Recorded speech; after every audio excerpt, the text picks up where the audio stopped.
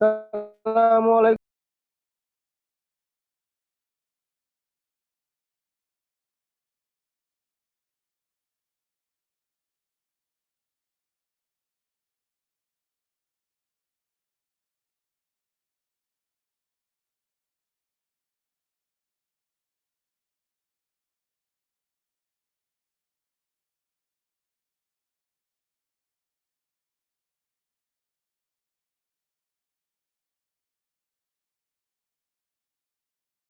আসসালামু আলাইকুম।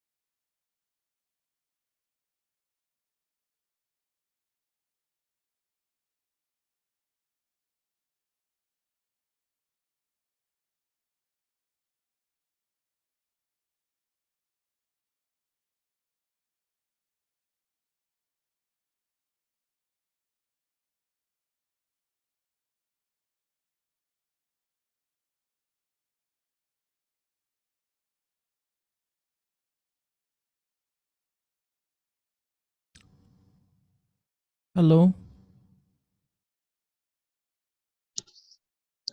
আসসালামু আলাইকুম স্যার। সবাই স্যার আসসালামু আলাইকুম স্যার। ওয়ালাইকুম আসসালাম। সবাই কি আমার কথা পরিষ্কার শুনতে পারতেছেন? জি স্যার, শোনা জি যাচ্ছে। স্যার, শোনা যাচ্ছে। আচ্ছা, আপনাদের সবাইকে ওয়েলকাম ট্রিপলি ৩০১ এ। আমি জিসান আহমেদ, আপনাদের ৩০১ continuous signal and linear system এই কোর্সটার ইনস্ট্রাক্টর। আমি আশা করি আপনারা সবাই 3rd ইয়ার বা 2nd ইয়ারের শেষে আছেন এখন, জি তাই না? স্যার, আমাদের 6th সেমিস্টার চলতেছে এখন। অলরেডি আপনারা ইলেকট্রিক্যাল ইঞ্জিনিয়ারিং এর বেশিরভাগ আসপেক্ট সম্পর্কে পরিচিত হয়ে পড়ছেন। আমি জাস্ট আপনাদেরকে এটা জিজ্ঞেস করব যে আপনারা কি এর আগে কখনো সিগন্যাল প্রসেসিং, কমিউনিকেশন থিওরি এই টাইপের কোনো কোর্স করছেন নাকি? না স্যার, এ না ধরনের কোর্স স্যার। তো করা হয়নি।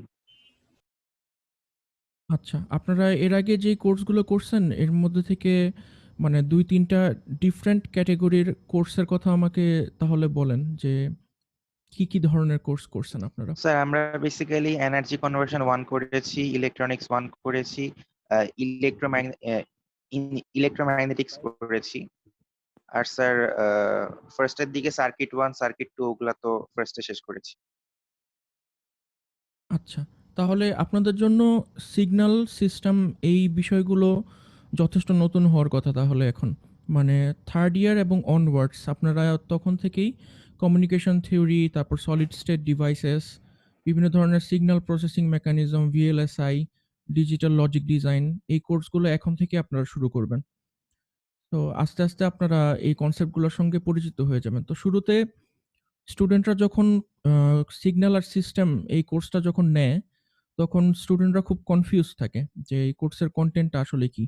যেহেতু 3rd ইয়ার 2nd ইয়ার থেকে 3rd ইয়ার 4th ইয়ার একটা ট্রানজিশন কাজ করে। যে 2nd ইয়ার পর্যন্ত সব বেসিক কোর্সগুলো আপনাদেরকে শিখানো হয়। যেমন ইলেকট্রনিক্স, মেশিন, তারপরে হলো গিয়ে আপনার বিভিন্ন ধরনের সার্কিট থিওরি। এগুলোর পরে হঠাৎ করে যখন আপনার সিগন্যাল সিস্টেম, তারপরে আপনার মনে করেন ডিএসপি বা উম VLSI এই ধরনের কোর্সগুলোর দিকে যখন ট্রানজিশন হতে থাকে, তখন স্টুডেন্টদের মধ্যে খুব একটা কনফিউশন কাজ করে যে, এই কোর্সগুলোতে আসলে কি পড়ানো হইতেছে বা এটা পড়ার উদ্দেশ্য কি? এটা পড়ে কি লাভ হবে? ভবিষ্যতে কি কাজে আসবে? আমি যখন ইলেকট্রিক্যাল ইঞ্জিনিয়ারিং ১ম পড়া শুরু করছি, 2nd ইয়ার থেকে 3rd ইয়ারে ট্রানজিশনের সময় এরকম আমিও অনেক কনফিউজ থাকতাম যে, এই কোর্সগুলোর আসলে উদ্দেশ্য কি? আমি জানি না আপনাদের মধ্যে এরকম কোনো কনফিউশন আছে নাকি বা আপনারা এটার পারপাস এখনো জানেন নাকি?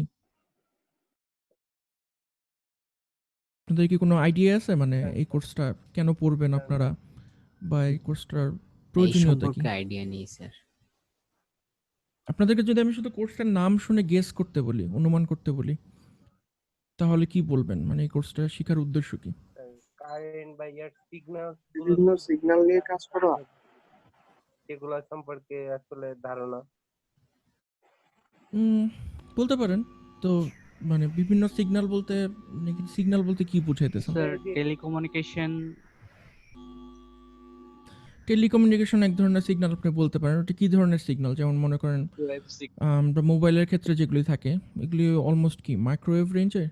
এটা তো হ্যাঁ, স্যার বলতে পারেন। Electromagnetic signals. ইলেক্ট্রোম্যাগনেটিক রেডিয়েশন এক ধরনের। আর কি ধরনের স্যার সিগন্যাল রেডিও সিগন্যাল। মাথায় আসে আপনাদের? হ্যাঁ, ওই তো মানে আপনি তো ইসের দিকেই যাচ্ছেন আরকি, রেডিয়েশনের দিকেই যাচ্ছেন আরকি। ইলেক্ট্রোম্যাগনেটিক রেডিয়েশন যেটা আরকি। কিন্তু এইটা বাদে আর কি ধরনের সিগন্যাল মাথায় স্যার আসে আপনাদের? ডাটা ট্রান্সফারের জন্য যেই বাইনারি সিগন্যাল স্যার ধরনের ইনফ্রারেড ডিজিটাল সিগন্যাল, ইলেকট্রিক্যাল সিগন্যালটা। Infrared bluetooth signal. ইনফ্রারেড যেমন মনে করেন অপটিক্যাল সিগন্যাল। ব্লুটুথ মনে করেন ব্লুটুথও আপনার হলো গিয়ে ওই আ রেডিও সিগন্যাল আরকি, রেডিয়েশন। এরকম অনেক ধরনের সিগন্যাল আছে। ঠিক আছে? তো সিগন্যাল অ্যান্ড সিস্টেম আপনারা যখন পড়বেন, এটা শুধুমাত্র আপনার ইলেকট্রিক্যাল সিগন্যাল বা আপনার এই ধরনের বিভিন্ন ধরনের ইলেক্ট্রোম্যাগনেটিক রেডিয়েশন এর মধ্যেই সীমাবদ্ধ না। এটার স্কোপের মধ্যে আপনার মনে করেন অপটিক্যাল সিগন্যাল, যেমন মনে করেন বিভিন্ন ধরনের লেজার, তারপরে যে কিছুক্ষণ আগে বললেন ইনফ্রারেড। এই ধরনের এই ধরনের সিগন্যালও যেমন আপনার এটা স্কোপের মধ্যে পড়বে, সিমিলারলি আপনার বিভিন্ন ধরনের ইলেকট্রিক্যাল সিগন্যাল যেগুলি আছে, এটাও এটার স্কোপের মধ্যে পড়বে। তো এখানে ইন জেনারেল সব ধরনের সিগন্যাল নিয়েই আমরা কাজ করব আরকি। সো সিগন্যালগুলোকে তখন আমরা এরকম অপটিক্যাল সিগন্যাল, রেডিয়েশন সিগন্যাল এই ধরনের নামে ডাকবো না আমরা। এই সিগন্যালগুলোকে কিছু স্পেসিফিক নামে ডাকবো। এটা পরবর্তীতে শিখবো আমরা।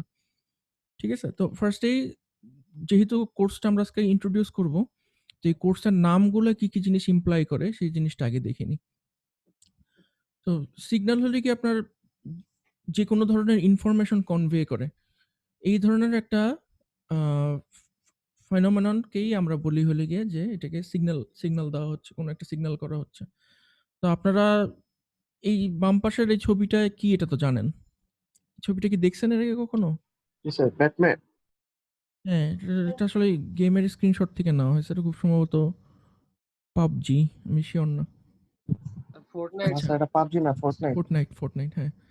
আচ্ছা, তো আ এখানে যেই সিগন্যালটা দেখার জন্য যেতেছে স্যার আকাশে এই ইন্টারাপ্ট করার সিগন্যালটাকে জন্য কি বলে? সরি বাট স্যার হ্যাঁ, মাঝে বলেন। মাঝে আপনার কথা কাটা আসছে। আচ্ছা, সবাই কি পরিষ্কার শুনতে পারতেছেন আমার কথা? নাকি আমার কথা কেটে আসতেছে? পরিষ্কার শুনতে পাচ্ছি না স্যার, পরিষ্কারই শুনতে পাচ্ছি। আচ্ছা, হঠাৎ করে মনে হয় সকালের দিকে ক্লাসগুলোতে আসলে নেট একটু ইন্টারাপ্ট হয়। স্পেশালি ১০টা থেকে ১২টার মধ্যে ক্লাসগুলোতে আপনার ইন্টারনেট একটু সমস্যা হয়। Zoom খুব বিজি থাকে তো, এইজন্য কেটে আসতে পারে। আচ্ছা, সমস্যা হলে আমাকে জিজ্ঞেস করেন আর আমি এই ক্লাসগুলো তো সবগুলো YouTube এ আপলোড করে দিব। তো আপনারা পরবর্তীতে রিভিউ করে নিতে পারেন কোনো অংশ যদি মিস করেন। আচ্ছা, তো আকাশের মধ্যে যে সিগন্যালটা দেখা যেতেছে এই সিগন্যালটার নাম জানেন আপনারা? এই সিগন্যালটা আগে দেখছেন কখনো?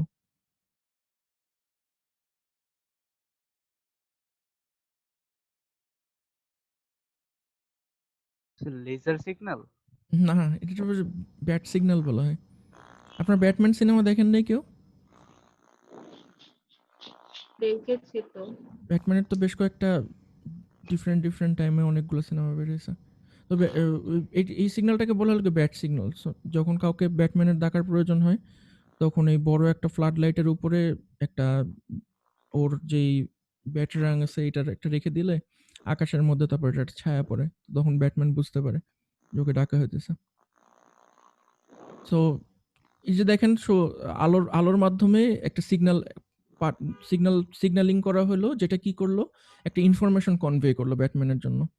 সো এই জন্য আমরা এটাকে বলতেছি হলো গিয়ে সিগন্যাল এক ধরনের, ঠিক আছে? তার সবচেয়ে কমনলি আমরা সিগন্যাল কথাটা যেখানে ইউজ করি সেটা হলো গিয়ে আপনার ট্রাফিক ম্যানেজমেন্টের ক্ষেত্রে। যেখানে সবুজ, হলুদ, লাল আলো আপনারা সবাই দেখছেন। তো এই আলো দিয়ে আমরা কি করতেছি, এক ধরনের ইনফরমেশন কনভে করতেছি ড্রাইভারের কাছে যে এখন আপনি চলতে পারবেন বা এখন আপনাকে থামতে হবে। এইজন্য এটাকে আমরা বলতে পারি যে এটা এক ধরনের সিগন্যাল, ঠিক আছে? সো সিগন্যাল কথাটা ইমপ্লাই করবে যে এটা কোনো একটা ফিজিক্যাল ফেনোমেননের মাধ্যমে আপনার একটা ইনফরমেশনকে কনভে করবে। তখনই আমরা বলবো যে এটা একটা সিগন্যাল, ঠিক আছে? সো এটা হলো গিয়ে আমাদের কোর্সের ফার্স্ট পার্ট, সিগন্যাল কাকে বলে। আর সেকেন্ড পার্টে যেটা বলতেছে সেটা হলো গিয়ে লিনিয়ার সিস্টেমস, ঠিক আছে? তাহলে আমাদেরকে এখন জানতে হবে যে সিস্টেমস কি। সিস্টেম হলো গিয়ে যে বিভিন্ন ধরনের সিগন্যাল যেগুলি আছে, এই সিগন্যালগুলোকে আপনার ইন্টারপ্রেট করবে এবং সিগন্যালকে এক ফর্ম থেকে আরেক ফর্মে ট্রান্সফার করবে। যেই কাজটা করবে, সিগন্যালটাকে ইন্টারপ্রেট করবে বা সিগন্যালটাকে আপনার বোঝার মতো একটা অবস্থায় নিয়ে আসবে বা আপনার প্রয়োজন পূরণ করবে এরকম একটা অবস্থায় নিয়ে আসবে, তখন আমরা ওটাকে বলি যে এটা একটা সিস্টেম, ঠিক আছে? তো এখানে আমি একটা সিস্টেমের ছবি দিছি। এই সিস্টেমটা হলো গিয়ে কেউ কি বলতে পারবেন এটা কিসের ছবি? বাম পাশে যে ছবিটা আছে, আমরা যে শব্দ শুনতে পাই সেই শব্দের হ্যাঁ, সিগন্যাল। এটা হলো কি আপনার কানের ভিতরের কানের ক্রস সেকশন আরকি। কানের বিভিন্ন পার্টকে ক্রস সেকশনটা দেখাইছে এখানে। তো এটা দেখানোর উদ্দেশ্যটা কি? আপনারা যদি ডান পাশের ছবিটা দেখেন, ডান পাশের ছবিতে দেখবেন যে আপনারা ছোটবেলায় হয়তো এই কাপের মধ্যে তার লাগিয়ে এই জিনিসটা করছেন। আমি জানি না আপনারা করছেন নাকি? যে এক সাইডের কাপ থাকে একজনের কাছে, আরেকজনের কাছে আরেকটা কাপ থাকে, ২ টা কাপ একটা লোহার তার দিয়ে কানেক্টেড থাকে। সো আপনি যখন এক সাইডের কাপে কথা বলবেন, আরেকজন অপর সাইডে কান পাতলে কথাটা শুনতে পারবে। তখন কি হয় যে আপনার মাঝখানের যে লোহার তারটা আছে এটা হলো গিয়ে আপনার সাউন্ড ওয়েভটা ক্যারি করে ভাইব্রেশনের মাধ্যমে এবং পরবর্তীতে এই সাইডের কাপটাতে যখন আসে তখন এখানে বাতাসে চাপের পরিবর্তন হয়, আপনি কথাটা শুনতে পারেন। তাহলে সিগন্যালটা যাইতেছে তারের মাধ্যমে, আর এই ক্যানটাকে আমরা বলতে পারি যে এটা একটা সিস্টেম।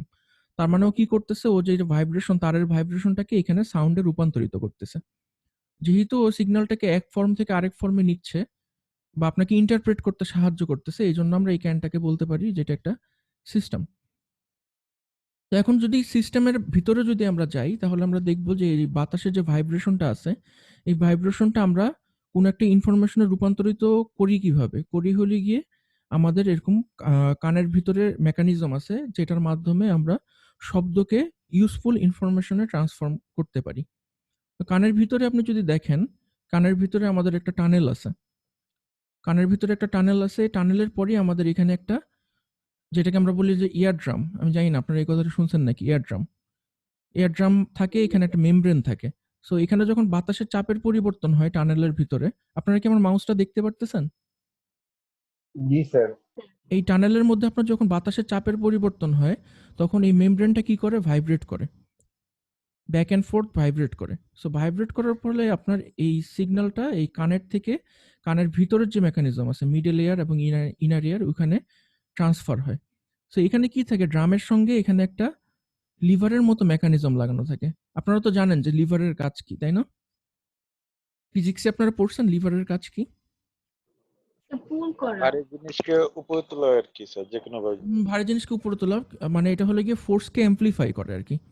মানে আপনি কোনো একটা জায়গায় ফোর্স দিচ্ছেন, ওটা হলো গিয়ে অন্য জায়গায় ডিসপ্লেসমেন্টটা বেশি ডিসপ্লেস করে।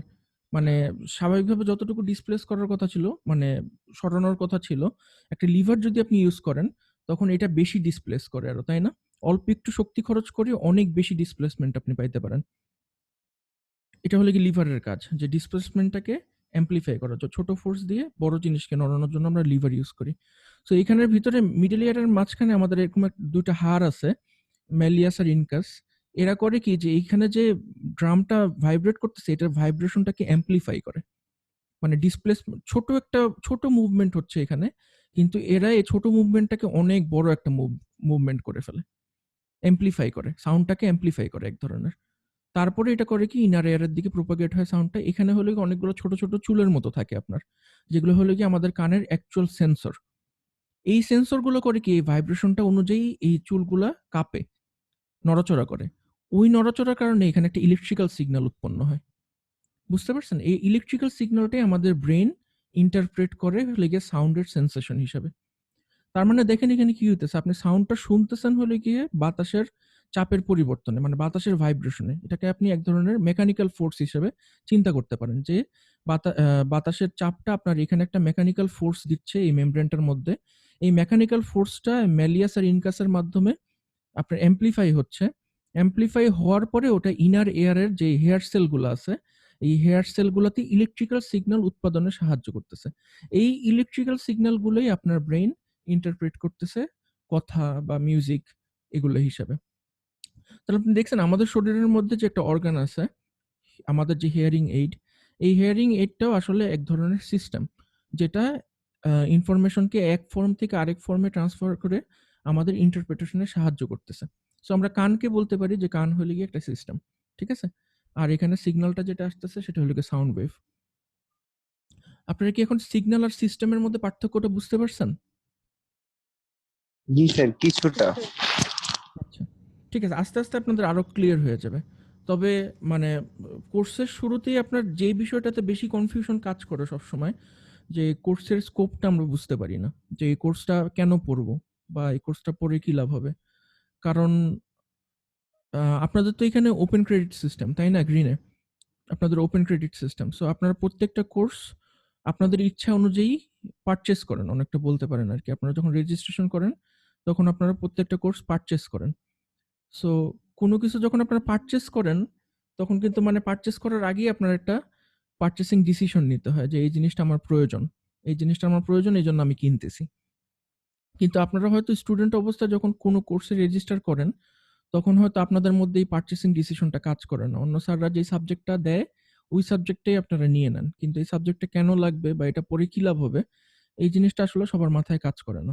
বেশিরভাগ স্টুডেন্টের মাথায় যে জিনিসটা কাজ করে, আমার মধ্যেও কাজ করতো, যে এই কোর্সটা নিলে সহজেই প্লাস পাওয়া যাবে নাকি, বা এটা আমার সিজিপিএ বাড়াইতে কি রকম কন্ট্রিবিউশন রাখবে। কিন্তু আমার মনে হয় এটা আসলে মানে কোর্সটাকে দেখার একটা মানে ভুল উপায়। সো কোনো কোর্সে সাবস্ক্রিপশন নেওয়ার আগেই জানতে হবে যে এই কোর্সটার স্কোপ কি, বা এই কোর্সটা পড়ে আমার কি লাভ হবে, বা এই কোর্সটা কি শিখাইতে চাচ্ছে। এই জিনিসটা কোর্সের শুরুতে যদি আপনি ক্লিয়ার হয়ে নেন তখন আপনি দেখবেন যে পরবর্তী ডাউন দ্য রোড আপনার কোর্সটা বুঝতে বা কোর্সের প্রতি আপনার মানে আগ্রহী হতে অনেক বেশি হেল্প করবে। তো আস্তে আস্তে আমরা আরো ক্লিয়ার হয়ে যাব যে সিগন্যাল কি আর সিস্টেম কি, আর এগুলোকে কিভাবে অ্যানালাইসিস করতে হয়। আপনাদের কি এখন পর্যন্ত কোনো কোশ্চেন আছে? স্যার এই সম্পর্কিত কোশ্চেন নাই, কিন্তু স্যার একটা কোশ্চেন ছিল, করতে পারি কি? হ্যাঁ হ্যাঁ অবশ্যই। স্যার অ্যাকচুয়ালি স্যার আপনি আমাদের মার্কস ডিস্ট্রিবিউশনটা বা টোটালটা আসলে কিভাবে করতে চাচ্ছেন স্যার? হ্যাঁ এটা হ্যাঁ যদি এগুলো সব আছে, আমি জানতাম যে আপনাদের এই বিষয়ে কোশ্চেন থাকবে, এই জন্য আমি আজকের স্লাইডে এই জিনিসগুলোতেই বেশি ফোকাস করছি, ঠিক আছে? জি, আমি আর স্যার পরবর্তীতে আপনার দেখাবো। ইন্ট্রোডাকশনটা প্লিজ। হ্যাঁ ওটাও থাকবে পরে। Okay sir. জি স্যার আচ্ছা আমরা এই কোর্স থেকে কি শিখবো এটাও তো ক্লিয়ার হলো না তাহলে। হ্যাঁ এটাও ক্লিয়ার করব আমি, এটা আছে পরে। জি আচ্ছা, এর আগে আমি বলে নিই যে আপনারা তো অনলাইনে বেশ কয়েকটা ক্লাস করে ফেলছেন গত সেমিস্টারে, তাই না? স্যার জি স্যার। অনলাইন ক্লাস করছি ঠিকই, কিন্তু স্যার স্যার আসলে আমরা অনলাইন গত মিড টার্মে স্যার ক্লাসের অভিজ্ঞতা খুব খারাপ ছিল। ভালো রকম একটু বাস করি। আপনাদের কি মার্কিং এর ব্যাপারে ক্লিয়ার করে বলতেন, বা আপনার পরীক্ষার সিস্টেম নিয়ে একটু বলতেন? হ্যাঁ এটা আমি পরে রাখছি, এটা নিয়ে আমরা ইলাবোরেট ডিসকাশন করব। না আমি জাস্ট জানতে চাচ্ছিলাম যে আপনাদের মানে গত সেমিস্টারে অনলাইন ক্লাসের অভিজ্ঞতাটা জানতে চাইতেছিলাম, মানে কি কি সমস্যা আপনারা ফেস করছেন। স্যার খুব হরিবল স্যার, খারাপ সবথেকে স্যার খুব বড় খারাপ সমস্যা অভিজ্ঞতা। নেটওয়ার্ক। আচ্ছা একজন একজন করে বলেন, সমস্যা নেই, সময় আছে অনেক। নেটওয়ার্কে কি সমস্যা? অনলাইনে গত সেমিস্টারে করে আর কি স্যার ভালো রকম সবাই বাস শিখেছে আর কি। তো আপনার পরীক্ষার সিস্টেম নিয়ে যদি কিছু বলতেন আর কি। আচ্ছা, আপনি মানে কিভাবে আপনাদের কি সিটি সমস্যা নিবেন, হয়েছে? মানে পরীক্ষাতে কি সমস্যা হয়েছে বলতে পারেন? এই ব্যাপারগুলো স্যার স্যার আমাদের আমাদের একটু জানান। অ্যাসেসমেন্টে প্রবলেম হয়েছে স্যার। আমরা কেউই কিরকম? মানে 90 থেকে 95% স্টুডেন্ট তার অ্যাসেসমেন্টে খুশি না। মানে স্যার আমরা ফাইনালি মানে ফিজিক্যালি মানে পরীক্ষা সমস্যাটা দিলে কি হয়েছে? মানে আপনারা পরীক্ষাতে কমফোর্টেবল ছিলেন না? পরীক্ষা খারাপ হয়েছে এজন্য? নাকি পরীক্ষা ভালো হওয়া সত্ত্বেও অ্যাসেসমেন্ট খারাপ হয়েছে? স্যার পরীক্ষা ভালো হওয়া সত্ত্বেও অ্যাসেসমেন্ট খারাপ হয়েছে। এটা আপনারা আপনাদের যে রেসপেক্টিভ টিচার ছিল, ওই টিচারকে জিজ্ঞেস করেন নাই যে এটার কারণটা কি? বা কোনো স্যার চ্যালেঞ্জ করেননি? জিজ্ঞেস করেছি স্যার, অ্যাকচুয়ালি কোনো লাভ হয়নি। কারণ স্যার আমরা ম্যাক্সিমাম ক্ষেত্রে দেখেছি স্যার, মানে আমাদের গত সেমিস্টারে ৪ টা কোর্স ছিল স্যার। তার মধ্যে হুম, ২ টা কোর্সের তো মিড হয়েছে, ওই ২ টা কোর্সের রেজাল্ট হয়েছে স্যার। হুম। ম্যাক্সিমাম ক্ষেত্রে স্যার একটা এভারেজ অ্যাসেসমেন্ট তারা করেছে। ইন্ডিভিজুয়ালি যে ভালো তাকে ভালো অ্যাসেসমেন্ট করে নাই, যে খারাপ তাকে খারাপ অ্যাসেসমেন্ট করে নাই। এভারেজ রেজাল্ট দিয়েছে স্যার। এটা তো স্যার প্রাপ্য ছিল না আমাদের। আচ্ছা, বুঝতে পারছি। আপনাদের কি মানে সিজিপিএ তে কি এই জিনিসটার প্রভাব পড়ছে কোনো? অনেক স্যার, অনেক প্রভাব পড়ছে। অনেক বড় ধরনের প্রভাব পড়েছে স্যার। বুঝতে পারছি। আসলে এই জিনিসটা নিয়ে আমাদের জেনারেল মিটিং এবং আমাদের ফ্যাকাল্টি মিটিংয়ে এটা নিয়ে অনেক ডিসকাশন হয়েছে যে বেশিরভাগ টিচারের স্কোরই দেখা গেছে যেটা একটা এভারেজ স্কোর হইছে। মানে ২১ থেকে ২৯ এর মধ্যে সবার ফাইনালের মার্কস ভ্যারি করছে। এটার আসলে কারণটা যেটা ছিল যে আমরা আসলে অ্যাসাইনমেন্ট কিভাবে দিব এই জিনিসটা অনেকে বুঝে উঠতে পারিনি। তো অ্যাসাইনমেন্টে দেখা গেছে প্রচুর কপি হইছে। আমি নিজে আমার নিজের অ্যাসাইনমেন্টে আমি চেষ্টা করছি প্রত্যেকটি স্টুডেন্টের অ্যাসাইনমেন্ট যাতে ইউনিক হয়। মানে সবার রোল নাম্বার অনুযায়ী ওদের অ্যাসাইনমেন্টের ইগুলা ভ্যারি করছে। প্যারামিটার গুলো ভ্যারি করছে, কোয়েশ্চেন গুলো ভ্যারি করছে। কিন্তু তারপরও দেখা গেছে সবাই মোটামুটি সব কোয়েশ্চেনের উত্তর দিতে পারছে। আমি জানি না কেন উত্তর দিতে পারছে। আমার মনে হয় কোয়েশ্চেন আরো কঠিন করা উচিত ছিল। সো সেই স্যার ক্ষেত্রে একটা জিনিস একটা দেখা গেছে বিষয় আমি অ্যাসেস করতে পারিনি ঠিকমতো। হ্যাঁ, বলেন। স্যার একটা বিষয় হচ্ছে স্যার, মানে অ্যাসাইনমেন্টের টপিক গুলা যখন আমাদের ইনস্ট্রাক্টররা দেয়, তখন হুম, স্যার কিছু টপিক থাকে হচ্ছে মানে আমাদের সিলেবাসের মধ্যে, কিছু টপিক হয়তো বা স্যার আলোচনা করে নাই, বাইরে হুম, থেকে দেয়। তখন হুম, স্যার আমরা যেটা করি যে আমরা মানে আমাদের যে রিসোর্স গুলো আছে অর্থাৎ যেগুলো আমাদের স্যার প্রোভাইড করে, ওখান থেকে যতটুকু পারি আমরা কালেক্ট করি। যেটা আমরা ওখানে পাই না সেটা আমরা গুগল করি। এখন স্যার যদি আমরা ধরেন আমাদের যেটা গত সেমিস্টারে হয়েছে স্যার, মানে একই টপিকে দেখা যাচ্ছে যে ৫ থেকে ১০ জনকে, মানে ১০ জনকে একই টপিকে লিখতে দিয়েছে। হুম। এখন স্যার যেটা হয়েছে যে আমরা কপি যে করি না এটা আমি অস্বীকার করব না। আমরা অনেকেই কপি করি। কিন্তু স্যার সবাই কপি করি না, এটা আমি মানে প্রাউডলি বলতে পারি স্যার আমরা সবাই হুম, কপি করি না। কিন্তু স্যার যেটা আচ্ছা। হয় যে এখন স্যার একটা টপিকে আমি যদি গুগল করি, আমরা কিন্তু স্যার গুগল এর ফার্স্ট ফ্রন্ট পেজে ৩-৪ টা ওয়েবসাইট আছে। সেখান থেকেই মূলত নেই। এখন স্যার আমরা ১০ জনই যদি ৩-৪ টা ওয়েবসাইট থেকে নেই স্যার, আমাদের লেখা তো একই রকম হবেই। হ্যাঁ, সেম এটা রিসার্চ আমি আপনার থেকে সঙ্গে ফলো একমত। করতেছি। এটা আমি সবসময় একমত। এজন্য আমি আমার সিটি 3 এর যে অ্যাসাইনমেন্টটা দিছিলাম, আমি বলে দিছি যে আপনারা ওয়েবসাইট থেকে কপি করতে পারবেন, কোনো সমস্যা নাই।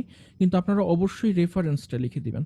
রেফারেন্সটা দিয়ে দিলে তখন আমি সবাইকে সিটির ক্ষেত্রে এভারেজ মার্ক দিব। কিন্তু আসলে ফাইনাল যে অ্যাসেসমেন্ট বা মিড টার্মের যে অ্যাসেসমেন্ট হবে, এটাতে আসলে কিভাবে যে কি করলে সবাইকে ফেয়ারলি স্যার আ এখন অনেকেই গ্রামের দিকে চলে গেছে, অনেকেই অনেক কিছু নিয়ে যায়নি, যে যার জন্য পড়াশোনাটা অনেকের ভালো হয়নি। তো যদি কয়েকজন মিলে গ্রুপ ডিসকাশন করে একটা অ্যাসাইনমেন্ট সলভ করে, তো ওরা দেখা যায় যে যে কয়জন মিলে গ্রুপ ডিসকাশন করে অ্যাসাইনমেন্টটা সলভ করেছে, হুম, তো ওরা কিন্তু সেমটাই মানে সেমটাই পাবে। টিচারকে হ্যাঁ, পাঠাচ্ছে।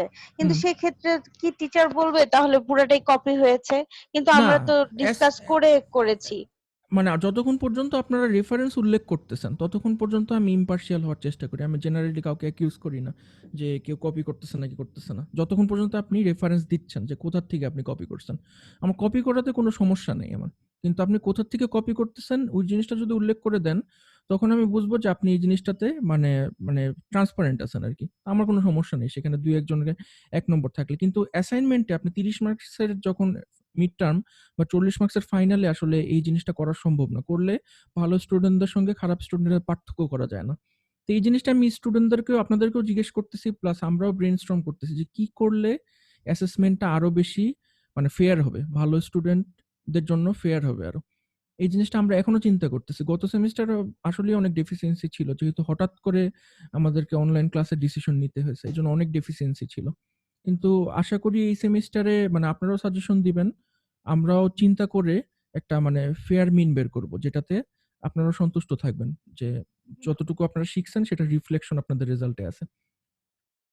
আর নেটওয়ার্কের সমস্যাটার কথা যেটা বললেন, নেটওয়ার্কের সমস্যাটা তো আসলে এখন কিছু বলার নেই। মানে আমি গত সেমিস্টারে ক্লাস নিতে গিয়ে দেখছি যে আমার বেশ কয়েকজন স্টুডেন্ট, একজন বাগেরহাটে ছিল, চিংড়ি ঘেরের পাশে গিয়ে ক্লাস করতো।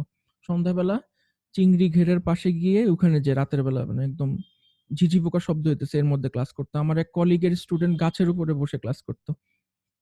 এটা আসলে মানে আমরা বুঝতেছি যে অনেক স্টুডেন্টের সমস্যা হইতেছে নেটওয়ার্কের কারণে।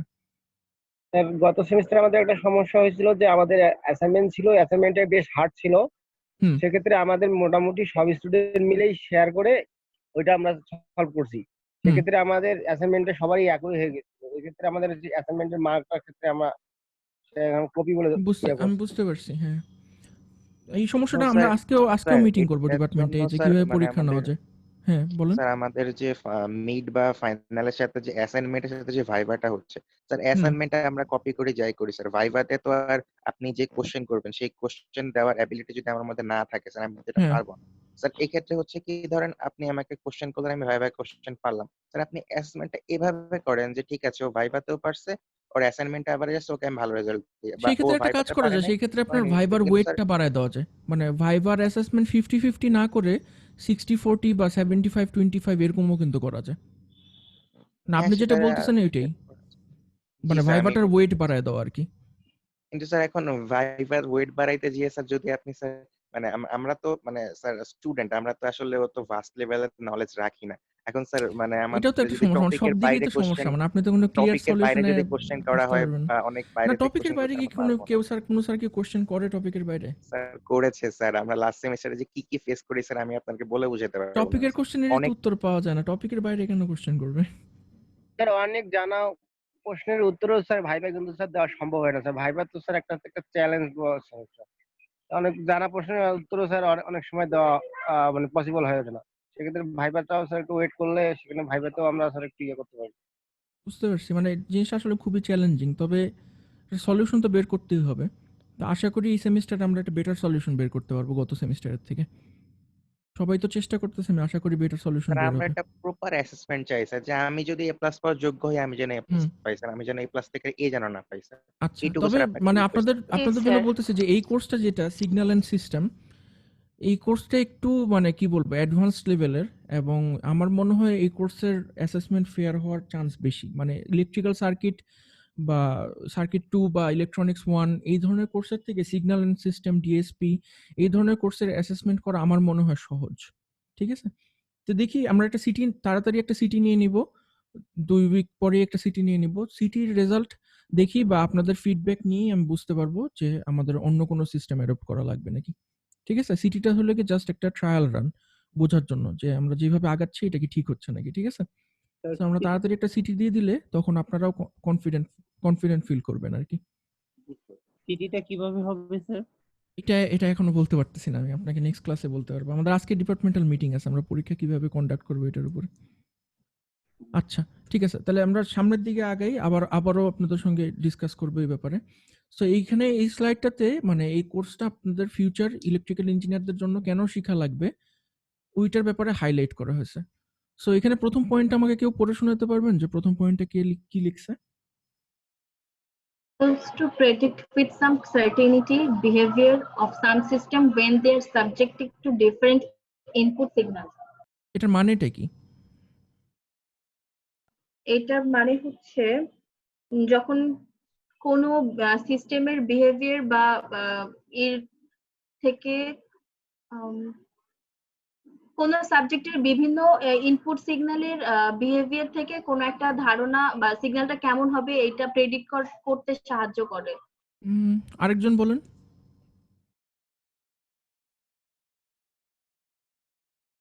অন্য আরেকজন ট্রাই করেন। এটার মানেটা কি?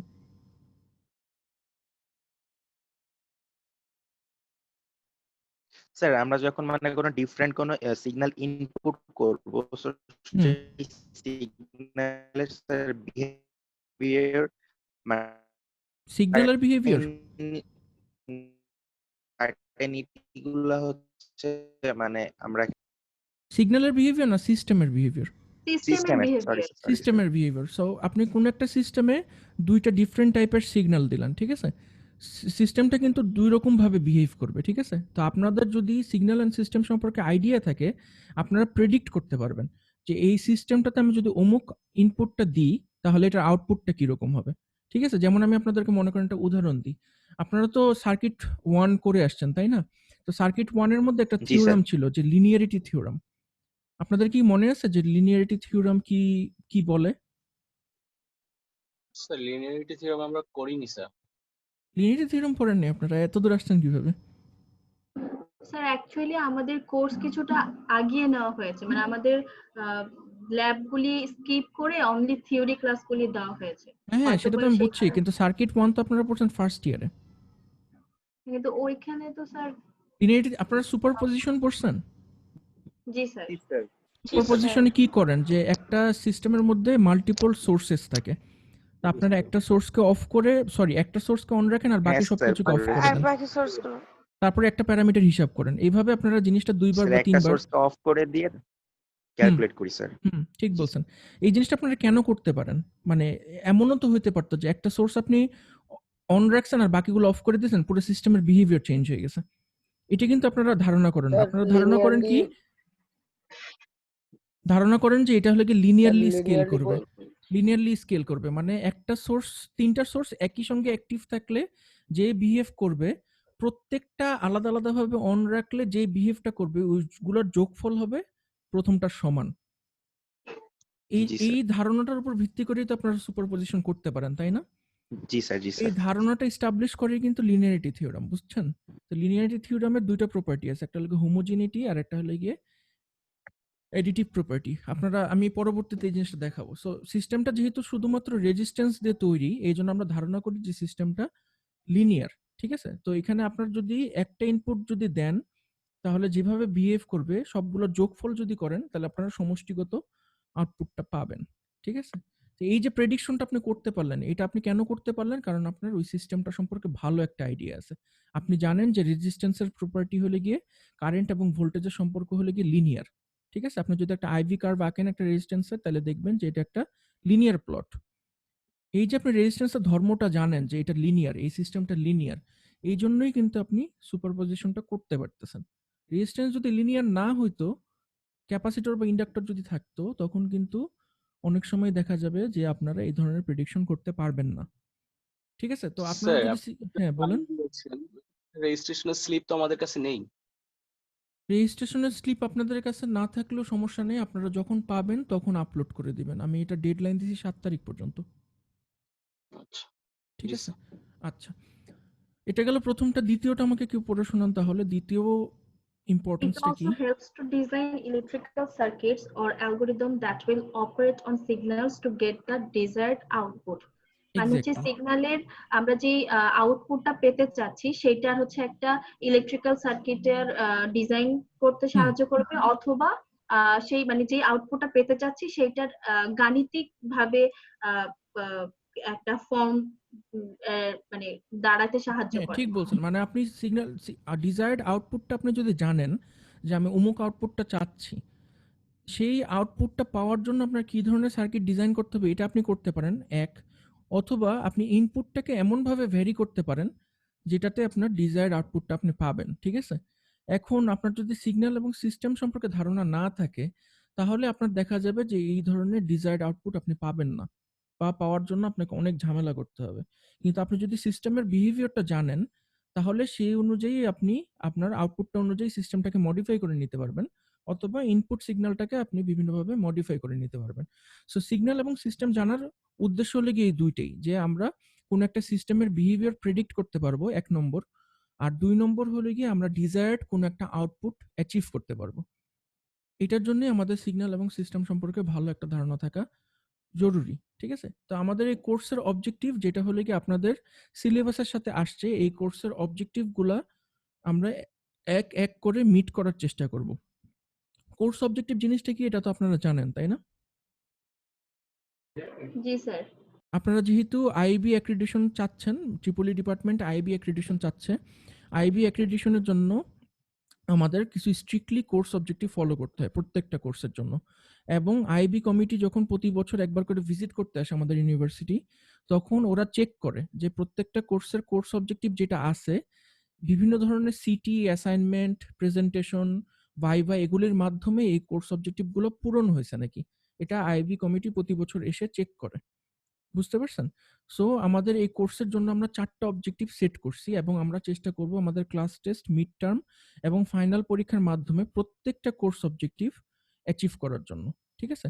সো কোর্স অবজেক্টিভের ১ম অবজেক্টিভটা আছে হলো গিয়ে ক্লাসিফাই সিগন্যালস অ্যান্ড সিস্টেমস। এটা তো আর এক্সপ্লেইন করার কিছু নাই। Explain basic operations on signals and properties of LTI system. LTI মানে হলো কি লিনিয়ার টাইম ইনভেরিয়েন্ট সিস্টেম। ঠিক আছে? তো আমরা এই বিভিন্ন লিনিয়ার টাইম ইনভেরিয়েন্ট সিস্টেমগুলো সম্পর্কে জানবো, এর বিভিন্ন প্রপার্টিগুলো সম্পর্কে জানবো এবং কিভাবে এখানে সিগন্যালটা ইনপুট আউটপুট সিগন্যালের মধ্যে কি ধরনের সম্পর্ক থাকে সেই জিনিসটা আমরা দেখব। তারপর আমরা দেখব যে apply convolution, integral time and frequency domain analysis for the solution of electrical and mechanical systems, modulation, demodulation and multiplexing. এখানে হলো কি আমরা বিভিন্ন ধরনের সিগন্যালের মধ্যে যোগ, বিয়োগ, তারপর মনে করেন গুণ, কনভলিউশন হলে কি এক ধরনের গুণ, আর বিভিন্ন ধরনের আপনার মডুলেশন, ডিমডুলেশন তো আপনারা হয়তো আগে পড়ে আসছেন, আমি জানি না। এবং মাল্টিপ্লেক্সিং কিভাবে কাজ করে এই জিনিসটা দেখব। তারপর আমরা দেখব solve linear time invariant systems in time domain using differential and stable variable concepts and in frequency domain using Fourier series, Fourier transformation and Laplace transformation techniques. তো আমাদের লিনিয়ার টাইম ইনভেরিয়েন্ট সিস্টেমটাকে আমরা টাইম ডোমেইন থেকে frequency ডোমেইনে নিয়ে যাব। ঠিক আছে? স্যার সাবজেক্টটা কি ইলেকট্রনিক্স রিলেটেড? সাবজেক্টটা না, আমি আসলে ঠিক সাবজেক্টটা ইলেকট্রনিক্স রিলেটেড বলবো না। সাবজেক্টটা আসলে হলো গিয়ে এটা হলো কি সিগন্যাল প্রসেসিং এর একদম ইন্ট্রোডাকশন আপনি বলতে পারেন। যেমন মনে করেন আমি আপনাকে কমিউনিকেশন টাইপের। কমিউনিকেশন, হ্যাঁ, জি। আপনি যে কমিউনিকেশন থিওরির আপনি বলতে পারেন যে এটা একটা বেসিক। ঠিক আছে? যেমন মনে করেন যে মডুলেশন, ডিমডুলেশন, মাল্টিপ্লেক্সিং, কনভলিউশন এগুলি কিন্তু আপনার কমিউনিকেশনে অনেক কাজে আসবে। আপনি যখন মোবাইল কমিউনিকেশন এগুলো যখন যাবেন তখন দেখবেন যে এগুলো অনেক কাজে আসবে আপনার। সিমিলারলি আপনার লাপ্লাস, ফুরিয়ার ট্রান্সফরমেশন এগুলোও কিন্তু আপনার ডিজিটাল সিগন্যাল প্রসেসিং আপনি যখন পড়বেন, 4th ইয়ারে থাকবে আপনাদের, তখন দেখবেন যে এগুলো অনেক কাজে লাগবে। সো এটা হলো গিয়ে একটা আপনার কমিউনিকেশন বা সিগন্যাল প্রসেসিং এর একদম শুরুর দিকের স্টেপ, ইন্ট্রোডাকশন। ঠিক আছে? এটা হলো গিয়ে পুরোপুরি ডিফারেন্ট একটা কি বলবো, ডিফারেন্ট একটা ফিল্ড। সিগন্যাল প্রসেসিং এবং কমিউনিকেশন টোটালি ডিফারেন্ট একটা ফিল্ড। আপনারা এতদিন পর্যন্ত যা যা পড়ে আসছেন তার থেকে ডিফারেন্ট একটা ফিল্ড। এটার সঙ্গে আমি বলবো না যে ইলেকট্রনিক্স মানে সোললি ইলেকট্রনিক্স রিলেটেড। ঠিক আছে? তো কোর্স অবজেক্টিভ গুলো আপনাদের কাছে এখনো ক্লিয়ার হবে না। আমরা যখন আস্তে আস্তে ক্লাস টেস্ট দিব আর মিড টার্ম ফাইনাল পরীক্ষা দিব তখন শেষ পর্যায়ে গিয়ে আপনার এই অবজেক্টিভ গুলো আপনারা দেখবেন সবগুলো অ্যাচিভ হয়ে যাবে। আচ্ছা, আমরা এখানে 2টা রেফারেন্স বুক ফলো করব। এটার মধ্যে আপনার প্রথম যে বইটা আছে এই বইটা হলো কি অত্যন্ত পপুলার একটা বই, continuous and discrete signals and system. এটা হলো কি বাই সলিমান। আর ২ নম্বর যে বইটা আছে এই বইটা হলো কি আমরা জাস্ট সাপ্লিমেন্ট হিসাবে রাখবো, ওপেনহাইমার বইটা। প্রথম যে বইটা আছে সলিমান এটা অনেক পুরানো একটা বই, ১৯৯০ সাল বা ৮৬-৮৫ সালের দিকের, এবং এই বইটা অনলাইনে পিডিএফ পাওয়া খুবই ডিফিকাল্ট। তারপরও আমি অনেক কষ্ট করে এটার পিডিএফ একটা জোগাড় করছি আমি। ওই পিডিএফটা আমি আপনাদের ক্লাসরুমে ম্যাটেরিয়ালের আন্ডারে আপলোড করে দিছি। সিগন্যাল অ্যান্ড সিস্টেমের ওপেনহাইমার যে বইটা এটাও আমি ক্লাসরুমে আপলোড করে দিছি। আপনারা কি এখন পর্যন্ত কেউ এই ২টা বই পাইছেন? স্যার আমরা পেয়েছি, আপনার গুগল ক্লাসরুমে আচ্ছা, আপনারা দিয়েছেন। সবাই গুগল ক্লাসরুমে ম্যাটেরিয়াল সেকশনটা কিভাবে অ্যাক্সেস করতে এটা তো জানেন, তাই না? জি স্যার। জি কোর্স ওয়ার্কে স্যার। যাবেন, কোর্স ওয়ার্কে গেলেই ওখানে আপনার ম্যাটেরিয়ালটা অ্যাপিয়ার করবে। ঠিক আছে? সো ওইখান থেকে আপনারা এটা ২টা বই ডাউনলোড করে নিতে পারবেন বা ওখান থেকেও পড়তে পারবেন। ঠিক আছে? আমরা বেশি চেষ্টা করব, বেশিরভাগ অঙ্কই আমরা সলিমানের বইটা থেকে করার চেষ্টা করব। সো সলিমানের বইটাই হবে হলো কি আমাদের মেইন টেক্সট বুক। আর এটা হলো কি আমাদের কোর্সের কনটেন্ট। মানে আপাতত এই কোর্সের একটা কনটেন্ট আমি তৈরি করছি, যেটা মোটামুটি আমরা ফলো করার চেষ্টা করব।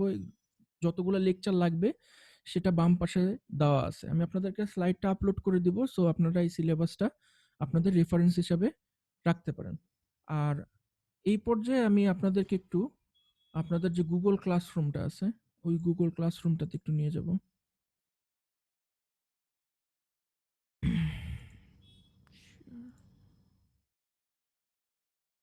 আচ্ছা, আপনারা সবাই কি গুগল ক্লাসরুমটা তো দেখতে পারতেছেন, তাই না? জি স্যার। এটা আমাদের গুগল ক্লাসরুমের আপনি যদি ক্লাস ওয়ার্ক সেকশনটাতে যান, ক্লাস ওয়ার্ক সেকশনে এই যে রেফারেন্স বুক যেই পার্টটা আছে, রেফারেন্স বুকের এই অংশটাতে আপনি ২ টা বই পেয়ে যাবেন। ঠিক আছে? সো যারা এখন পর্যন্ত অ্যাক্সেস করেন নাই, ওরা এখান থেকে অ্যাক্সেস করে নিতে পারবেন। এটার সাথে বাম পাশে দেখবেন যে অল টপিকস এর আন্ডারে আমি মোটামুটি আমাদের কোর্সটাকে ৫ টা কোর টপিকে ভাগ করছি। আপনারা কি দেখতে পারতেছেন যে ৫ টা কোর টপিক আছে এখানে? জি স্যার। তো প্রতিদিনের লেকচারগুলো আমি করব কি প্রত্যেকটা কোর টপিকের আন্ডারে আপলোড করব। যাতে পরবর্তীতে আপনারা যখন মিড টার্মের জন্য যখন পড়ালেখা করবেন, তখন আপনারা প্রত্যেকটা টপিক বাই টপিক কভার করতে পারেন। আপনাদের মধ্যে কখনো কনফিউশন থাকবে না যে সিলেবাস কতটুকু বা এই সিলেবাসের এই চ্যাপ্টারটার নাম কি। বুঝতে পারছেন? সো প্রত্যেকটা ক্লাস লেকচার আমি ইন্ডিভিজুয়াল টপিকের আন্ডারে আপলোড করব। সো টপিকের ৫ টা ভাগের মধ্যে প্রথম পার্টটা হলো কি সিগন্যাল এবং সিগন্যালের ক্লাসিফিকেশন, ২ নম্বর পার্টটা হলো কি সিস্টেম এবং সিস্টেমের ক্লাসিফিকেশন, ৩ নম্বর পার্টটা হলো কি ফ্রিকোয়েন্সি ডোমেইন অ্যানালাইসিস, ৪ নম্বর হলো কি ফুরিয়ার ট্রান্সফরমেশন আর ৫ নম্বরটা হলো কি ল্যাপ্লাস ট্রান্সফরমেশন। এই ৫ টা টপিকই আমাদের পুরো সিলেবাসটা ভাগ করা হবে।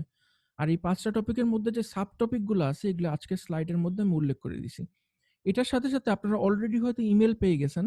ইমেলের মধ্যে দেখবেন যে আপনাকে একটা রেজিস্ট্রেশনের জন্য একটা ফর্ম পাঠানো হয়েছে। ১১:৫৯ আপনাদেরকে এই ফর্মের একটা নোটিশ আপনাদের ইমেলে পাঠানো হয়েছে।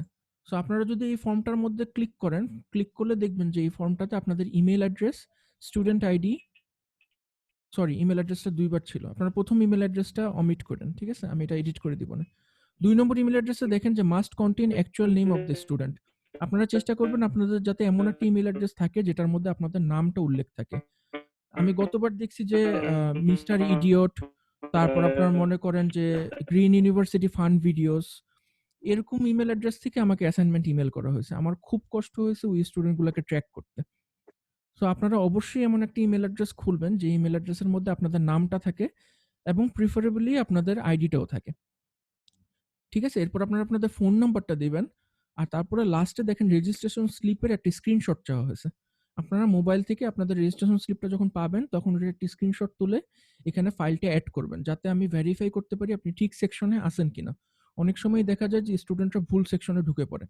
আপনাদের তখন দেখা যায় যে পরবর্তীতে নাম্বার নিয়ে অনেক সমস্যা হয়। আপনারা যাতে এই সমস্যাটা ফেস না করেন এইজন্য এখানে রেজিস্ট্রেশন স্লিপটা আপলোড করে দিবেন। আমি জাস্ট ভেরিফাই করব যে আপনারা এই ক্লাসে আছেন নাকি। সো অ্যাসাইনমেন্টটা জিনিসটা আপনারা বুঝি নাই স্যার। ৭ কোনটা বুঝেন নাই? স্যার মানে উপরে ইমেলটা মানে কি কোন কার ইমেল দেবো স্যার? মানে একেবারে উপরে আপনার ইমেল, ইমেল আপনার ইমেল। যে ইমেলটাতে আমি আপনার সঙ্গে কন্ট্যাক্ট করতে পারবো। আর স্যার নিচে যে ইমেল অ্যাড্রেস মাস্ট কন্টেন্ট এটাই অ্যাকচুয়াল দিবেন। নেম।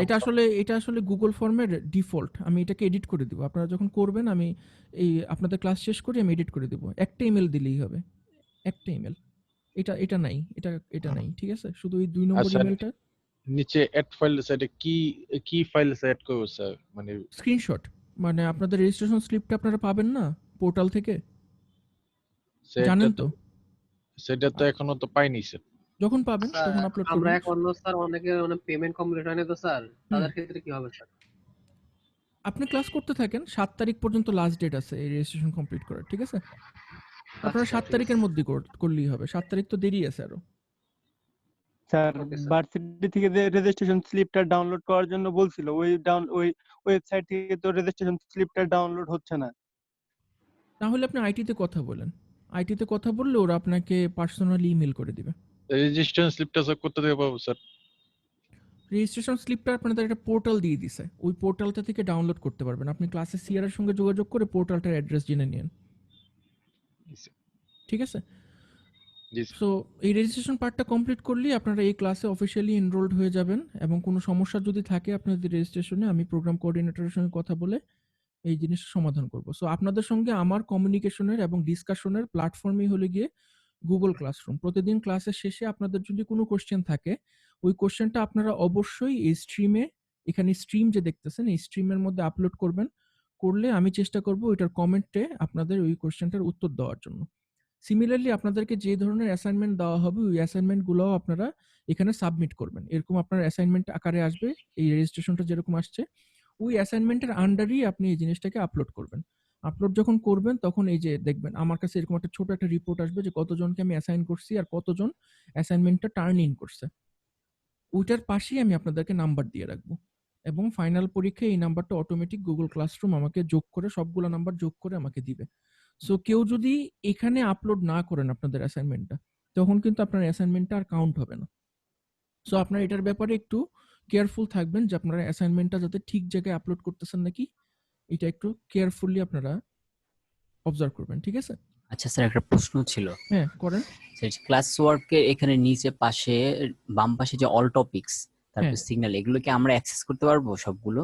অবশ্যই। এটার মধ্যেই আমি প্রতিদিনের যে রিলেটেড ইউটিউব ভিডিও বা মনে করেন আমাদের যে ক্লাসের এই যে রেকর্ডিং, তারপরে হলো গিয়ে স্যার আপনার এই যে অপশনটা লেকচারের আমাদের স্লাইড। আসছে না, পাশে যেই ক্যাটাগরি অনুযায়ী এগুলো আমাদের আসছে না।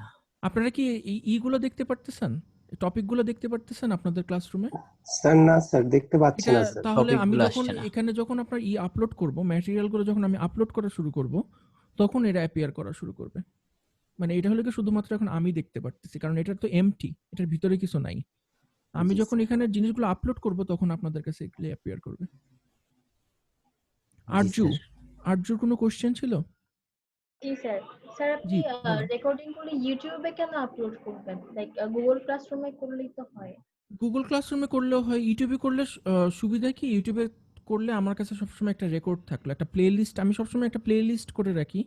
ওই প্লে লিস্টে স্টুডেন্টদের কাছে থাকে। সো ওরা যখন প্লে লিস্টটাতে ঢুকে তখনই ওরা আপডেটেড ভিডিওগুলো দেখতে পারে। আর আপনাদের যদি কোনো প্রাইভেসি কনসার্ন থাকে যে আপনাদের ভিডিওটা অন্য কেউ দেখতে পারতেছে নাকি, আমি যতগুলো ভিডিও আপলোড করি সবগুলো আপনার আনলিস্টেড অবস্থায় আপলোড করি ইউটিউবে।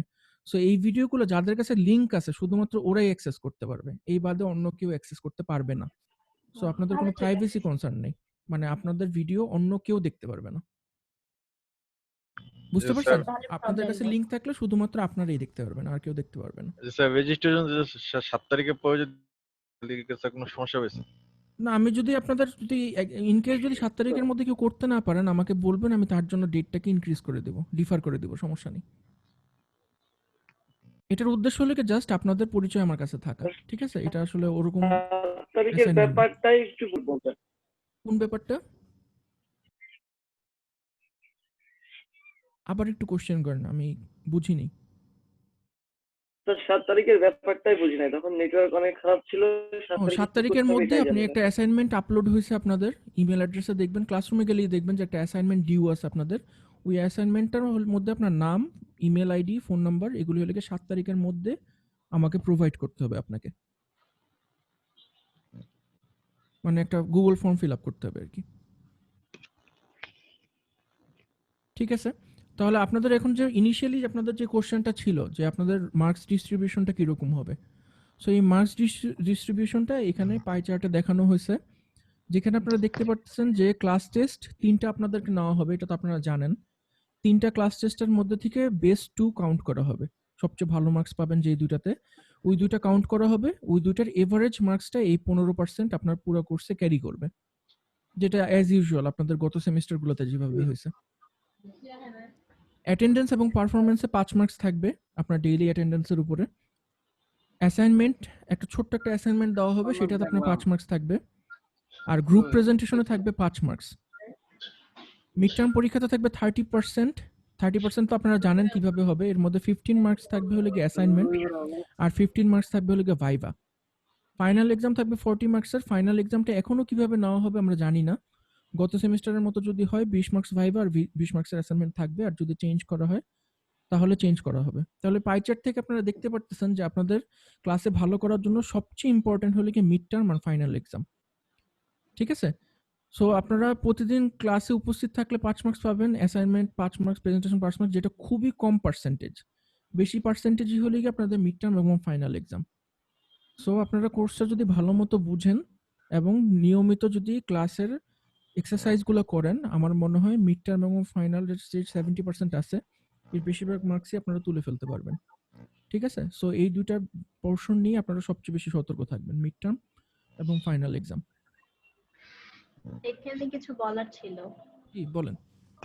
স্যার যে প্রবলেমটা আমরা গত সেমিস্টারে ফেস করে এসেছি মিড টার্ম বা ফাইনাল, হ্যাঁ, মিড টার্ম বা ফাইনালের ক্ষেত্রে, সেটা হচ্ছে স্যার আমাদেরকে যেমন বলা হয়েছিল যে আমাদেরকে তারা মার্কস মানে আমরা অ্যাটেন্ড করলে মানে মার্কস পাওয়া তার খুব ইজি, লাইক তারা আমাদেরকে মার্কস দেওয়ার জন্য বসে আছে, আমরা যদি একটু চেষ্টা করি, মানে কথাটা একদম এইরকমই ছিল যে আমরা তোমাদের মার্কস দেওয়ার জন্য বসে আছি, তোমরা চেষ্টা করো, আমরা তোমাদের মার্কস দিয়ে দিব।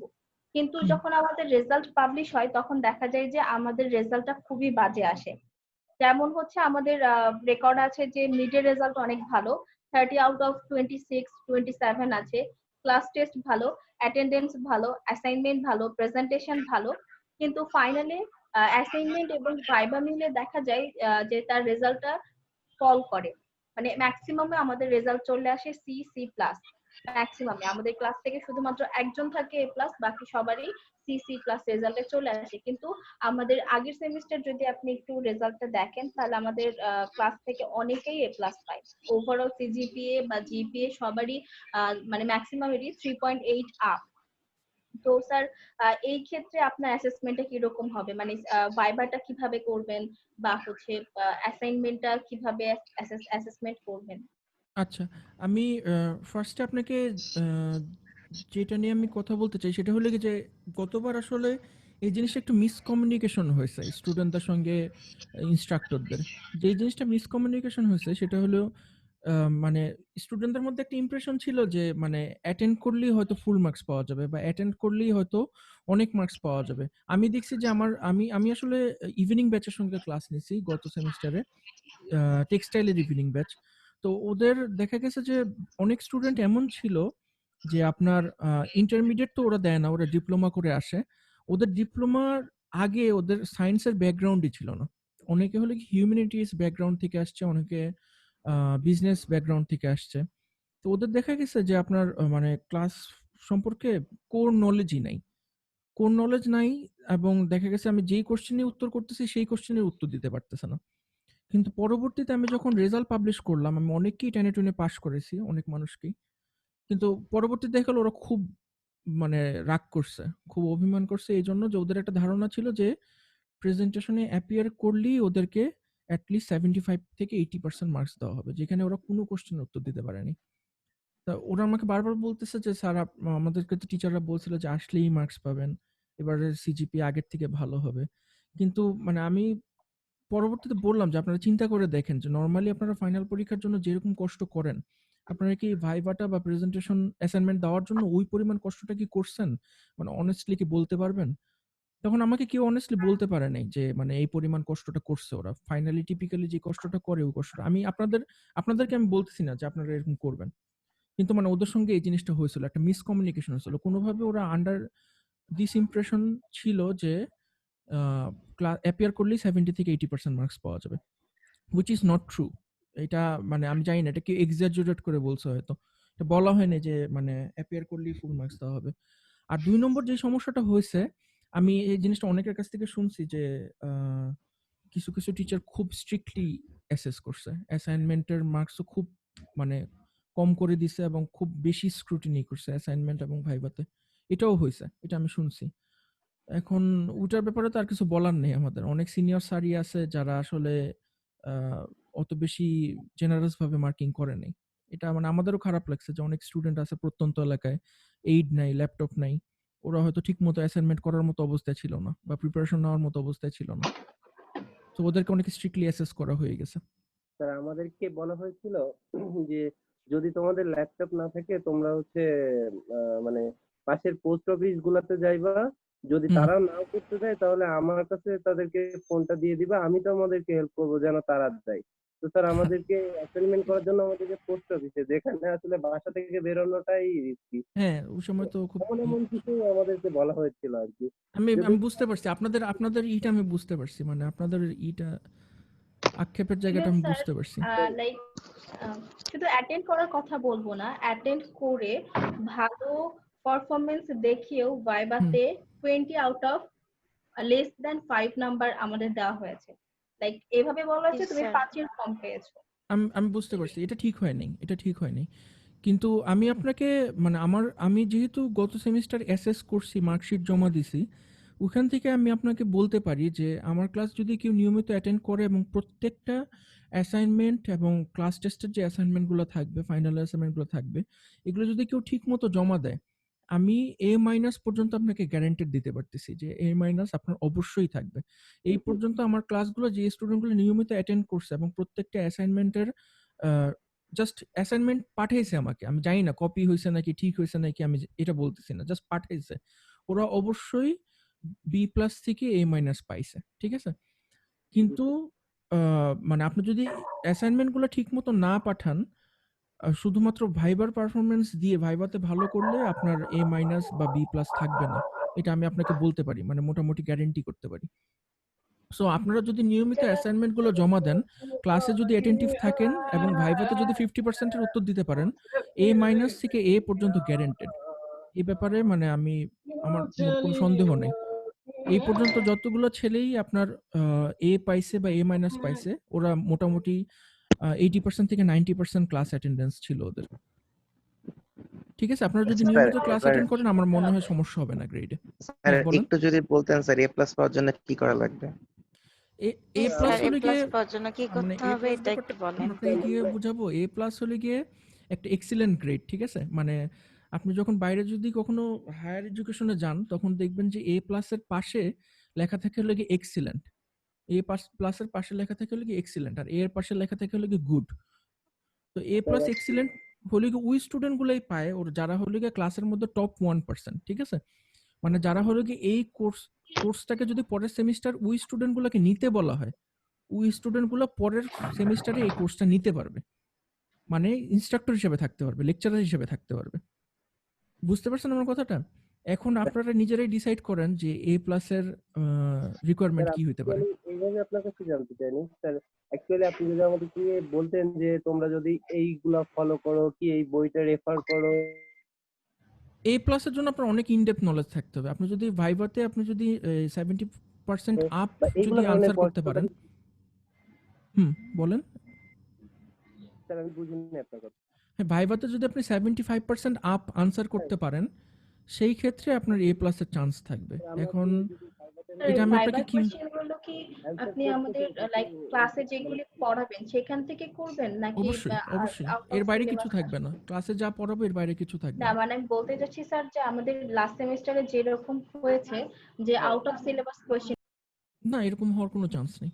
আউট অফ সিলেবাস বলতে লাইক এই যে আপনি যেমন দেখা গেল যে সিগন্যাল বা সিস্টেম সম্পর্কে একটা কথা মানে আমাদের একটা ব্রিফ দিলেন যে এইটাকে সিগন্যাল বলে বা এটাকে এইটা বা এই রকম কিছু, তো ওই সিস্টেম রিলেটেড অন্য কোনো কোশ্চেন আমাদের করা হয়েছিল যেটা আচ্ছা, ক্লাসে কখনোই বলা হয় নাই বা উচ্চারণ করা হয় নাই, কিন্তু ওইটার অ্যান্সার সিস্টেমের সাথে রিলেটেড। না এরকম তো হবে না। আপনি কি এই আপনাদের টাইপের যদি এরকম কোনো ট্রিকি কোশ্চেন থাকে, আমি আপনাদেরকে জাস্ট প্রথম ক্লাসে তো সবাই কতজন উপস্থিত আছেন আপনারা?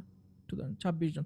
আমি জাস্ট আপনাদেরকে একটাই হিন্ট দিব যে আপনাদের ক্লাস ভাইভাতে যদি কোনো ট্রিকি কোশ্চেন থাকে, আপনি যেটা বললেন যে সিস্টেম রিলেটেড এমন একটা কোশ্চেন যে কোশ্চেনটা আপনাদের ক্লাসে কভার করা হয়নি, কিন্তু বইয়ের কোনো একটা জায়গায় আছে, মানে বই তো আর কেউ ওইভাবে পড়ে না, টেক্সট বুক কেউ তো ওইভাবে পড়ে না, সো ওই জিনিসটা আপনারা হয়তো মিস করে গেছেন, উত্তর দিতে পারেননি।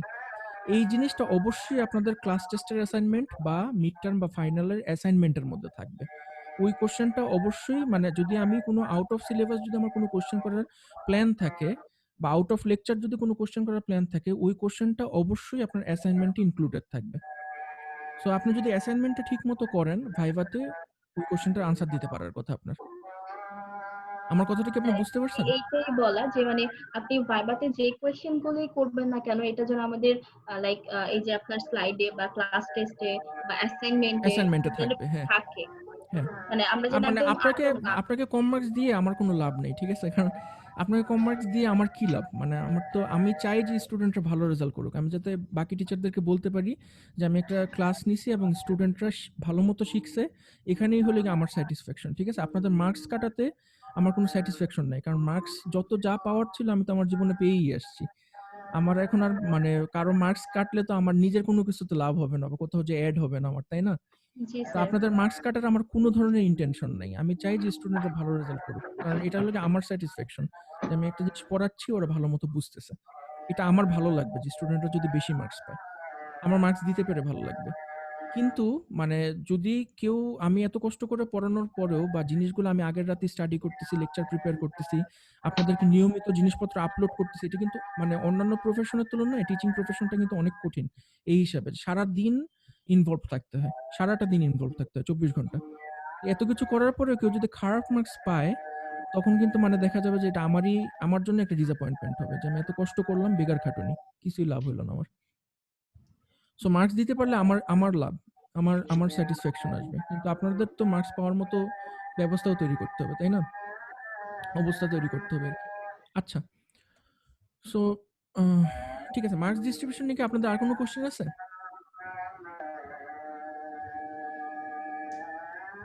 আমি একটু দাঁড়ান।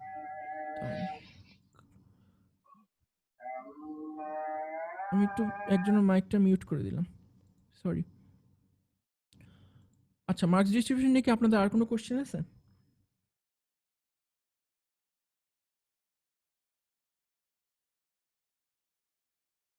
আচ্ছা, কোয়েশ্চেন না না স্যার, থাকলে আমরা মোটামুটি আচ্ছা, ক্লিয়ার ঠিক হয়েছি। আছে। তো ফাইনালি হলো গিয়ে এখানে আমার ইন্ট্রোডাকশন আছে। আমার নাম জিসান আহমেদ, অলরেডি আপনারা জানেন। আমি আপনাদের ডিপার্টমেন্টে গত সেমিস্টারে জয়েন করছি। আমার ব্যাচেলর ছিল হলো গিয়ে ইলেকট্রিক্যাল অ্যান্ড ইলেকট্রনিক ইঞ্জিনিয়ারিং এর উপরে। আমি আহসানুল্লাহ থেকে পাশ করছি। তারপরে আমি ঢাকা ইউনিভার্সিটি থেকে বায়োমেডিক্যাল ফিজিক্স অ্যান্ড টেকনোলজিতে মাস্টার্স করছি। করার পরে আমি ওখানেই রিসার্চ ইঞ্জিনিয়ার হিসেবে ছিলাম ১.৫ বছর। তারপরে আমি Hong Kong university of science and টেকনোলজিতে এমফিল করতে গেছি হংকংয়ে। সেখান থেকে আমি বায়ো ইঞ্জিনিয়ারিং এর উপরে এমফিল করছি। সো আমার রিসেন্ট যে কাজটা ছিল এইচকিউএসটিতে এমফিলের সময়, সেটা হলো গিয়ে আমি আ কিছু ন্যানো চ্যানেল তৈরি করছি। যে ন্যানো চ্যানেলগুলো আপনার সিলিন্ড্রিক্যাল, এরকম রাউন্ড শেপের। সেটার আপনার ডাইমেনশন ছিল হলো গিয়ে রেডিয়াস না, সরি, ডায়ামিটার ছিল হলো গিয়ে 70 ন্যানোমিটারের মতো। সেই 70 ন্যানোমিটার ন্যানো চ্যানেলগুলাকে আমি ক্যারেক্টারাইজ করছি। সো এই ন্যানো চ্যানেলগুলা আমরা টিপিক্যাল সিলিকন ফেব্রিকেশনের যে প্রসেস আছে, এই সিলিকন ফেব্রিকেশনের প্রসেস দিয়েই তৈরি করছি এরকম সিলিকন ওয়েফারের মধ্যে। আপনারা কি এর আগে ওয়েফার দেখছেন কখনো? না স্যার। ওয়েফার জিনিসটা জি কি স্যার, জানেন তো? জি স্যার দেখছি স্যার, ওই যে প্রসেসর বানানোর ক্ষেত্রে ইউজ করা স্যার। এক্স্যাক্টলি। আপনাদের সিপিইউ বা ফোনের ভিতরে যে প্রসেসরগুলো থাকে, ওই প্রসেসরগুলো কিন্তু এরকম সিলিকনের ওয়েফারের মধ্যে তৈরি করা হয়। ওয়েফারটা দেখতে এরকম থাকে, যে বাম পাশে যেটা দেখতেছেন। এটার মধ্যে ছোট প্রসেসর তৈরি করা হয়, পরে এগুলোকে কাটা হয়। কেটে আপনার ওই প্রসেসরের যে প্যাকেজিং, ওই প্যাকেজিং এর মধ্যে রেখে তারপর বাজারজাত করা হয়। ঠিক আছে? তো এরকম সিলিকনের মধ্যে আমি আমার ন্যানো চ্যানেলগুলো তৈরি করছি। ক্লিন রুমে কাজ করতাম আমি। তারপর এই ন্যানো চ্যানেলগুলোর ইলেকট্রিক্যাল প্রপার্টিজ, বিভিন্ন ধরনের ইলেকট্রিক্যাল প্রপার্টিজ অ্যাসেস করছি। সো এখানে একটা কিউআর কোড দেওয়া আছে। এই কিউআর কোডটা আপনারা যদি স্ক্যান করেন, তাহলে আমার রিসার্চ গেটের প্রোফাইলে আপনারা চলে যাবেন। ওখানে আমার পাবলিকেশনগুলো আছে। কারো যদি ইন্টারেস্ট থাকে পার্সোনাল, আমার পাবলিকেশন পড়ে দেখতে পারেন। কোনো কোয়েশ্চেন থাকলে আমাকে জিজ্ঞেস করতে পারেন। আচ্ছা। তো এটাই আমাদের ১ম ক্লাসের ইন্ট্রোডাকশন। আপনাদের যদি কোনো কোয়েশ্চেন থাকে ওভারঅল কোর্স নিয়ে বা অন্য কিছু সম্পর্কে আমাকে জিজ্ঞেস করতে পারেন। স্যার, আমাদের অ্যাটেন্ডেন্সটা কিভাবে নেবেন স্যার আপনি? আচ্ছা, ভালো একটা পয়েন্ট বলছেন। আমি আসলে এটা নিয়ে কথা বলতে ভুলে গেছি। অ্যাটেন্ডেন্সটা আমি যেভাবে অ্যাসেস করব সেটা হলো কি, আমি দেখতে পারতেছি আপনারা বেশিরভাগ মানুষই আপনাদের নিজস্ব নাম আর আইডি আপনাদের Zoom আইডি হিসাবে ইউজ করতেছেন, তাই না? এর মধ্যে অনেকেই আছেন আপনারা যারা এখন পর্যন্ত আপনাদের নামটা চেঞ্জ করেন নাই।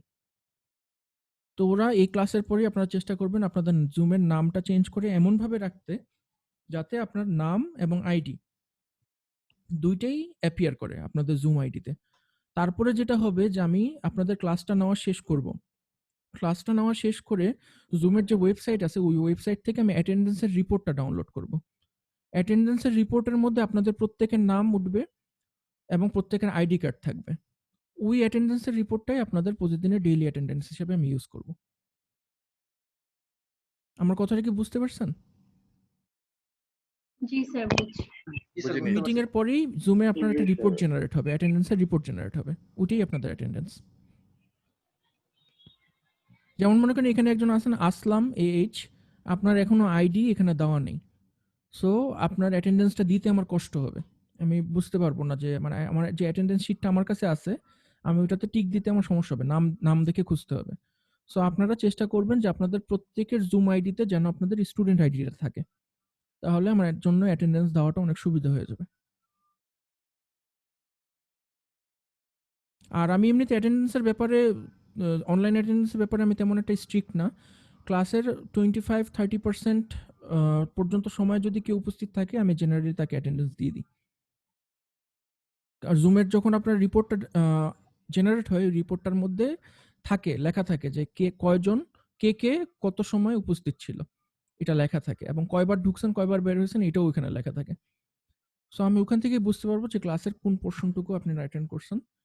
মোটামুটি জি স্যার, আমার 25-30% যেমন হলে স্যার আমি নেটওয়ার্কে অ্যাটেন্ডেন্স অনেক সমস্যা স্যার, বারবার হ্যাঁ আমাকে স্যার আমি জানি নেট আমি জানি ডিসকানেক্ট হয়ে যায়, আমারও মাঝে বারবার মাঝে কানেক্ট সমস্যা হয়ে হয়, আমারও মাঝে মাঝে সমস্যা হয়। সো আমি স্যার। ওই আমি স্যার জিনিসটা নিয়ে তেমন একটা আমার স্ট্রিক্টলি অ্যাসেস করি না। স্যার আমি আমার পূর্বে বলেন। 10 থেকে 15 হ্যাঁ, বাসায় আমাদের নেটওয়ার্কের সমস্যা তো স্যার, আর বাইরে হুম অনেক সময় যাওয়া সম্ভব হয় না, আচ্ছা, মোবাইলে অনেক সময় চার্জ থাকে না। সেই ক্ষেত্রে আপনি একটা কাজ করতে পারেন। আমি যখন ইউটিউবে আপলোড করব, আপনার যদি কোনো কনফিউশন থাকে আপনি ইউটিউবের ভিডিওটা দেখে তারপর কোনো কোশ্চেন যদি থাকে সেই কোশ্চেনটা আপনি আমাকে গুগল ক্লাসরুমে করতে পারেন, আস্ক না করতে স্যার, পারেন, মানে কিন্তু আপনার অ্যাটেন্ডেন্স নিয়ে সমস্যা হবে না। অ্যাটেন্ডেন্সটাই নিয়ে এসে সমস্যা ছিল স্যার। আমি তো অ্যাটেন্ডেন্স স্যার নিয়ে ভিডিও সমস্যা দেখে হবে না, ব্যাকআপ দিতে পারবো। মানে অ্যাটেন্ডেন্স মাত্র 5 মার্কস ক্যারি করবে আপনার টোটাল মার্কসের। সো এটা নিয়ে আমি আসলে খুব বেশি একটা বদার করি না। আর কোনো কোশ্চেন আছে আপনাদের? আপনারা সবাই তো ক্লাসরুমে জয়েন করছেন, এখানে যারা যারা আছেন সবাই ক্লাসরুমে জয়েন করছেন। এখন পর্যন্ত ক্লাসরুমে জয়েন করেন না এমন কেউ আছেন? জি স্যার, করেছি তো। সবাই করছেন, ঠিক আছে। আপনাদের অন্য কোনো কোশ্চেন থাকলে করতে পারেন। না স্যার, আর কোনো কোশ্চেন নাই স্যার। আজকের মতো স্যার এখানে তাহলে ক্লাসটা শেষ করতে ঠিক পারেন, আছে, সমস্যা আপনাদের নেই। সঙ্গে আবার নেক্সট উইকে দেখা হবে।